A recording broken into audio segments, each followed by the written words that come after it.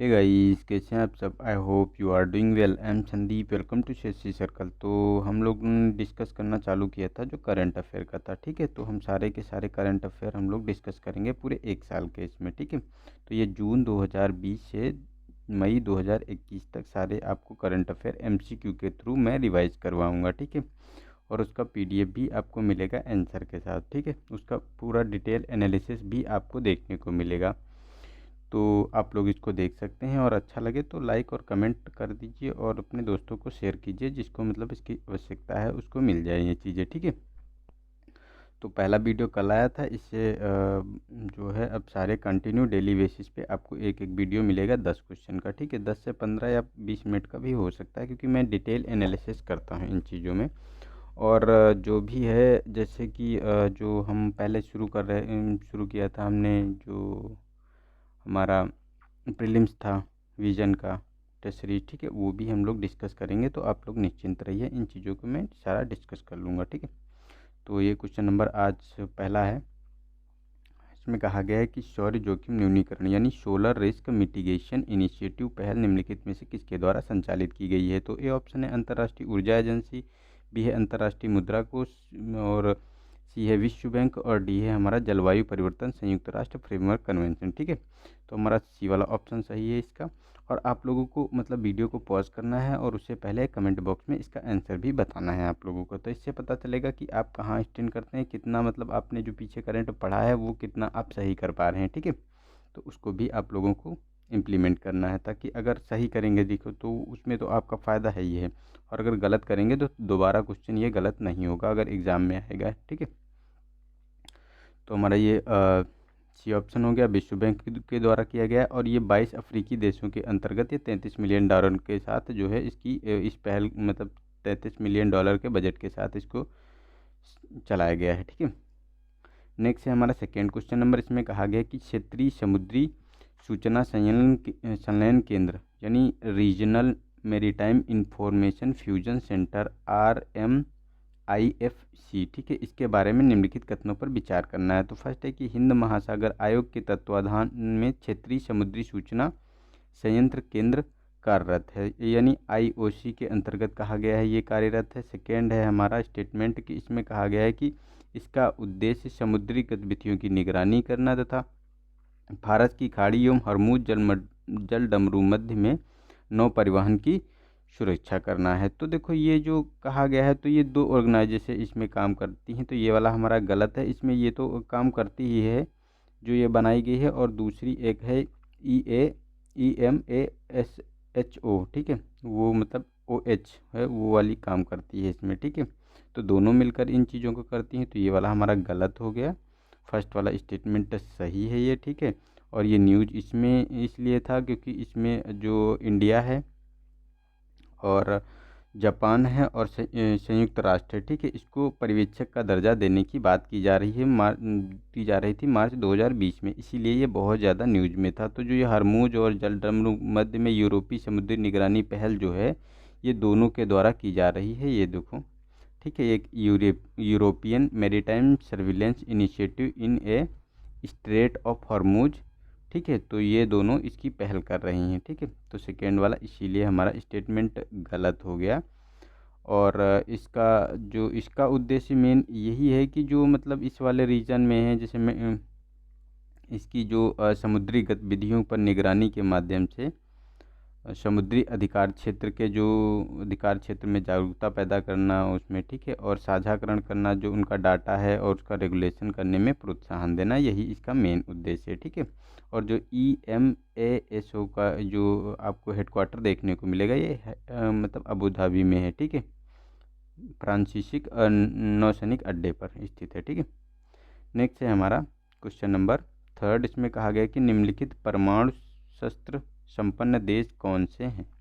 तो ए स्टेटमेंट है France, second है आपको पाकिस्तान, भारत, इजराइल और उत्तर कोरिया। तो इसमें देखने को मिलेगा ये जितने भी कंट्री हैं सारे के सारे आपको जो है इनके पास परमाणु देखने को मिलेगा, ठीक है। फ्रांस के पास भी है, पाकिस्तान, इजराइल, भारत, उत्तर कोरिया, ठीक है। तो हमारा ये डी ऑप्शन इसका सही हो जाता है। और ये अभी सिप्री की एक रिपोर्ट निकल कर आई थी, उसी में बताया गया था, Stockholm International Peace Research Institute SIPRI, ठीक है, इसी के द्वारा ये मतलब ये रिपोर्ट बताई गई थी, जिसका आकलन किया गया है 2020 में। तो ये 2020 में ये 13,400 अणुशस्त्र देखे गए हैं, ठीक है, और ये 2019 में 13,865 थे, मतलब ये मतलब घटे हैं, ये कह सकते हैं आप, ठीक है। क्वेश्चन नंबर 4 है कि global partnership on artificial intelligent यानी GPAI के बारे में निम्नलिखित कथनों पर विचार कीजिए। तो फर्स्ट स्टेटमेंट है कि हाल ही में Bharat global partnership on on artificial intelligent के संस्थापक सदस्य के तौर पर सम्मिलित हुआ है। सेकेंड है कि GPAI अनुभव और विविधता का उपयोग करके आर्टिफिशियल इंटेलिजेंस से जुड़ी चुनौतियों और अवसरों को बेहतर समझ विकसित करने को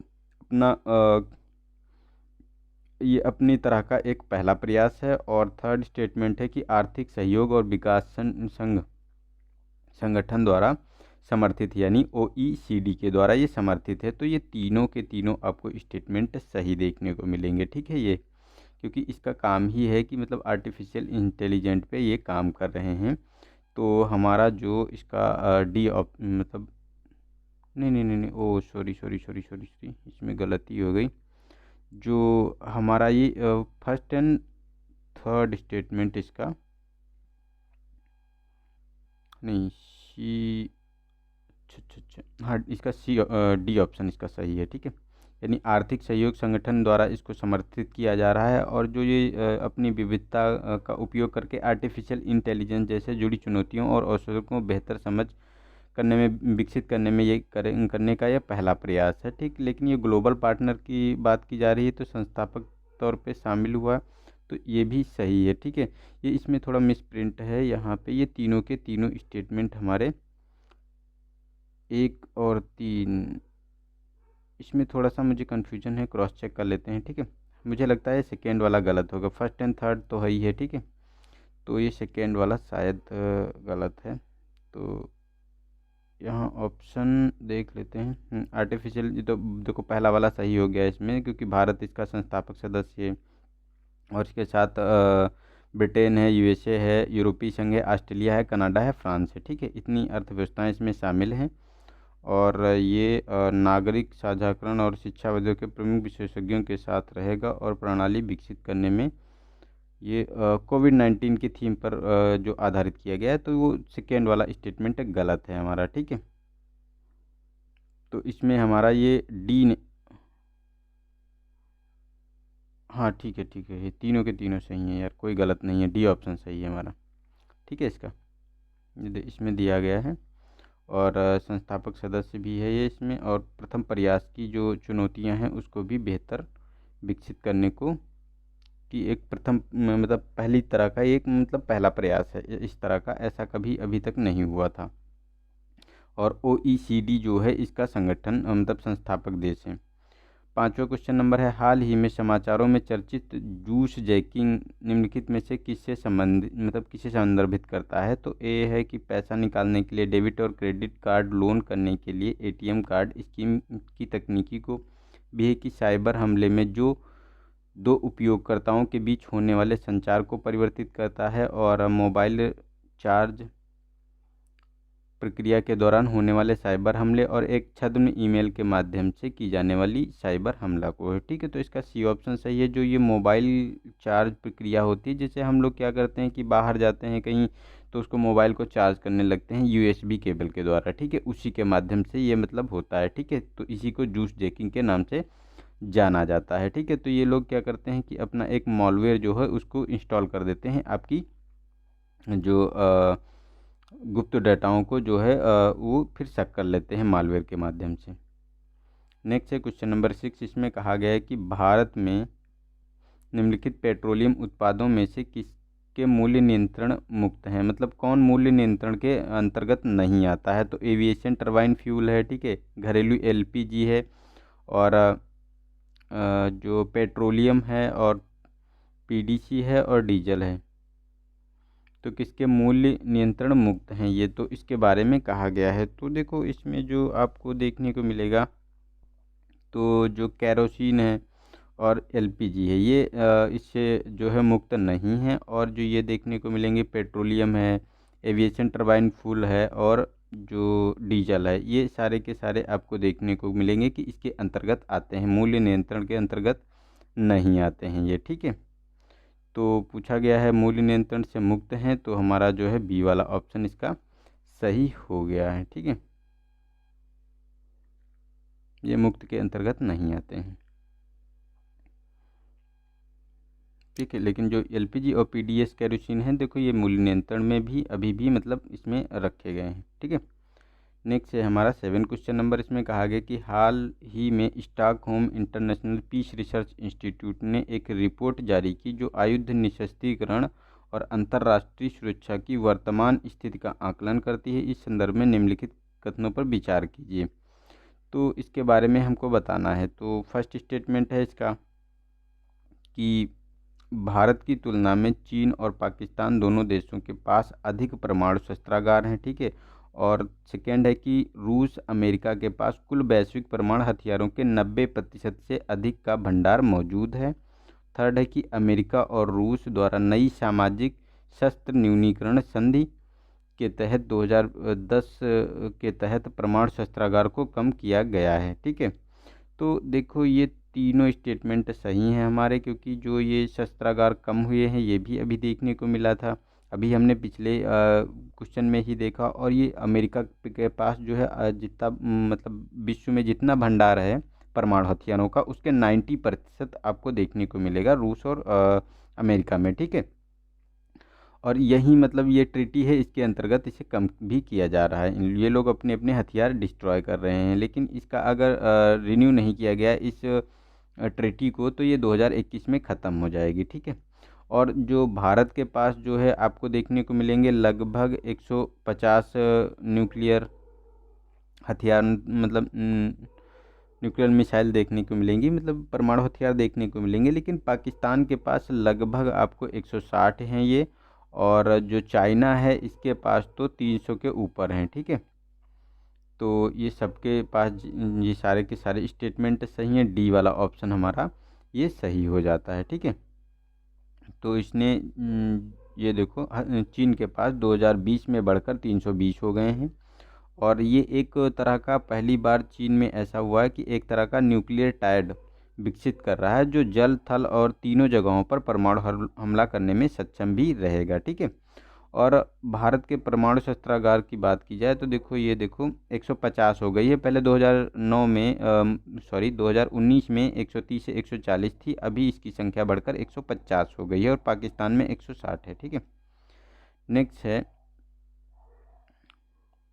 हाँ, और ये देखो सेकेंड स्टेटमेंट में जो कहा गया है, तो ये देखो 2020 में 13,400 परमाणु शस्त्र रह गए हैं, जो 2019 में 13,865 थे। और इसमें देखो अमेरिका, रूस, यूनाइटेड किंगडम, फ्रांस, चीन, भारत, पाकिस्तान, इजराइल और उत्तर कोरिया, जो ये 9 हैं, इनके पास परमाणु हथियार मौजूद हैं। ठीक है, और 90% ये भी कहा गया, तो ये भी हमारा स्टेटमेंट सही है। तो ये स्टार्ट नीति है इसी के बारे में जो हमने बताया आपको। 8 क्वेश्चन नंबर इसमें कहा गया है कि जीएसटी के तहत निम्नलिखित किस खाद्य पदार्थ पर मतलब लगाया जाता है। जो जीएसटी होता है किस खाद्य पदार्थ पर, तो फर्स्ट स्टेटमेंट है कि हमारा टेट्रा पैक दूध पर, रेडी ईट टू पराठा, ठीक है, बिना छिलके वाले अनाज पर, और प्लेन चपाती या रोटी पर, और विज्ञापन सामग्री वाले समाचार पत्र पर। ठीक है, तो इसमें अगर बात की जाए तो जो ऑप्शन की बात की जाए तो इसमें देखो सी वाला ऑप्शन सही है। इसमें आपको देखने को मिलेगा 1, 2 और 4, मतलब 1, 2 और 4 पे ये लगाए जाते हैं, इस पे जीएसटी ये इस पे लगाया जाता है, लेकिन बिना छिलके वाले अनाजों पे नहीं लगाया जाता है, और इस पे भी नहीं लगाया जाता है। ठीक है, तो देखो ये हमारा जैसे 12% जीएसटी लगता है टेट्रा पैक मिल्क पे, और 5% जीएसटी आपको जो रेस्टोरेंट में होता है पराठा, ठीक है, प्लेन रोटी या पराठा, इस पे आपको लगाया जाता है। तो ये सब इसमें शामिल होते हैं। तो नेक्स्ट है हमारा क्वेश्चन नंबर 9। इसमें कहा गया है कि लघु सूक्ष्म मध्यम की नई परिभाषा के बारे में निम्नलिखित कथनों पर विचार कीजिए। तो फर्स्ट स्टेटमेंट है कि एमएसएमई को कंपनी के टर्नओवर और उसमें किए गए निवेश के आधार पर परिभाषित किया जाता है। और सेकेंड है कि विनिर्माण सेवा क्षेत्र के एमएसएमई के बीच कोई अंतर नहीं होता है। एमएसएमई को माइक्रो यूनिट कहा जाता है यदि उनके पास 2 करोड़ रुपए तक का निवेश और उनका टर्नओवर 5 करोड़ रुपए से कम है। तो देखो ये जो कहा गया है एमएसएमई को, तो ये पहला वाला ये तो हमारा गलत है, लेकिन ये फर्स्ट और सेकंड इसमें ये सही है, ठीक है। क्योंकि ये अभी न्यूज़ में क्यों था, क्योंकि अभी इसकी ये जो एमएसएमई की ये नई परिभाषा आई है उसी के बारे में ये बहुत ज़्यादा न्यूज़ में था, तो ये पूछा जा सकता है आप लोगों से। तो हमारा बी वाला ऑप्शन इसमें सही हो गया। एक और दो स्टेटमेंट, और इसमें ये पूरी डिटेल भी दी गई है कि मतलब पहले जो परिभाषा होती थी उसी के आधार पर तो उसको आगे बढ़ाया गया है। तो अब इसमें ये जो नई परिभाषा आई है इसमें राशि के साथ साथ उनके टर्नओवर के आधार पर वर्गीकरण किया जाएगा और विनिर्माण सेवा क्षेत्र के बीच कोई अधिक अंतर नहीं होगा। और इससे पूर्व जो विनिर्माण इकाइयाँ और सेवा इकाइयों के मापदंड अलग अलग थे, लेकिन अब उन्हें एक ही में मतलब कोई अंतर नहीं रह गया, उनको समाप्त कर दिया गया, एक समान कर दिया गया है, ठीक है। तो ये नई परिभाषा है, इसके आधार पर देखने को मिलेगा कि देखो ये पुरानी थी कि मतलब इंटरप्राइजेज और सर्विस सेक्टर का अलग अलग होता था, तो ये 25 लाख हुआ करता था मैक्सिमम, और ये 5 करोड़ मैक्सिमम होता था इन्वेस्टमेंट, और यहाँ 10 करोड़ था। और सर्विस सेक्टर में आपको 10 लाख देखने को मिलेगा मैक्सिमम टर्न मतलब इन्वेस्टमेंट, और यहाँ 2 करोड़ से अधिक था, यहाँ 5 करोड़ से, ठीक है। लेकिन अब जो आया है तो इसमें आपको देखने को मिलेगा 1 करोड़ इन्वेस्टमेंट, 1 करोड़ से अधिक, और 5 करोड़ से जो टर्नओवर 5 करोड़ से कम देखने को मिलेगा। मतलब 1 करोड़ से कम आपको इन्वेस्टमेंट देखने को मिलेगा, 5 करोड़ का टर्नओवर होना चाहिए, तो इसको माइक्रो के अंतर्गत रखा जाएगा, ठीक है। और स्मॉल की अगर बात की जाए तो 10 करोड़ जो इन्वेस्टमेंट होना चाहिए, मतलब 10 करोड़ से कम होना चाहिए, और टर्नओवर 50 करोड़ से कम होना चाहिए। मीडियम की बात की जा रही है तो इसमें इन्वेस्टमेंट होना चाहिए 20 करोड़ से कम, और टर्नओवर 1 वर्ष का मतलब 1 ईयर का जो आपको 100 करोड़ देखने को मिलेगा। तो ये नई परिभाषा आई है, तो ये बहुत ही इंपॉर्टेंट है, इन चीज़ों को आपको ध्यान रखना चाहिए, क्योंकि ऐसे क्वेश्चन जो आते हैं ना इनको बहुत ही जल्दी पूछ लिए जाते हैं। या तो देखो इसमें दोनों बात हैं, या तो ये पूछ ली जाएगी या ये पूछ ली जाएगी, क्योंकि इस समय जो ट्रेंड चल रहा है वो थोड़ा बैकग्राउंड में जाके पूछते हैं, करंट की चीज़ें इग्नोर कर देते हैं, ठीक है। तो यूपीएससी ऐसे ही करता है, तो आप लोगों को इन चीज़ों को ध्यान में रखना होगा, ठीक है। ये भी ऐसे जैसे मैंने बताया वही है, इसका और कुछ नहीं है। क्वेश्चन नंबर 10 की अगर बात की जाए तो भारत में वर्ष 2018-19 में उत्पादित निम्नलिखित खाद्य पदार्थों को उनके घटते क्रम में व्यवस्थित कीजिए। तो गेहूं है, चावल है, बाजरा है, और सभी दलहन है और ज्वार हैं। तो 2018-19 की बात की जा रही कितना उत्पादन हुआ है, ठीक है। तो इसमें देखो अगर लगाने की ऑर्डर में लगाने की बात की जाए तो देखो सबसे ज़्यादा चावल का प्रोडक्शन होता है, ठीक है। हाईएस्ट ये 117 के करीब है शायद, और उसके बाद गेहूं का है, फिर सभी दलहन आ जाएंगे, उसके बाद बाजरा है, और फिर ज्वार आएगा। तो हमारा 2 1 4 3 5 2 1 4 3 5, तो हमारा ये बी वाला ऑप्शन इसका सही हो जाता है, ठीक है। तो इसका ये प्रोडक्शन आपको देखने को मिलेगा, देखो कि मतलब टोटल प्रोडक्शन हुआ है जो 18-19 का पूछा गया है, शायद 18-19 का तो है डाटा, हाँ 18-19 का डाटा पूछा गया कि कितना प्रोडक्शन हुआ। तो यहाँ पे आपको देखने को मिलेगा 18-19 का भी है, और 19-20 का भी है, और 19-20 का जो सेकेंड फाइनल आता है एस्टीमेट वो भी आ गया है, ठीक है। तो देख लो ये 202, देखो टोटल पल्सेस 22 मिलियन टन है, और ये पूरा जो डाटा होता है मिलियन टन में देखने को मिलेगा आपको, ठीक है। तो 285 मिलियन टन टोटल है, और राइस का 116 है, और वीट का आपको देखने को मिलेगा 103 million ton, 22 million ton all pulses हैं। और ज्वार की बात की जाए मतलब बाजरा है 8.66 और ज्वार है 3.4, और ये बढ़कर ये मतलब 291 हो गया है, 117 है, 106 है, 200 है। तो दोनों करंट का भी डाटा ध्यान रखना है आप लोगों को, ठीक है। तो आज के हमारे 100 क्वेश्चन पूरे हुए, और अगर वीडियो अच्छा लगा है तो अपने दोस्तों को शेयर ज़रूर करें, और लाइक तो एक बनता ही है, ठीक है। मिलते हैं नेक्स्ट वीडियो में, तब तक के लिए नमस्कार, जय हिंद, जय भारत।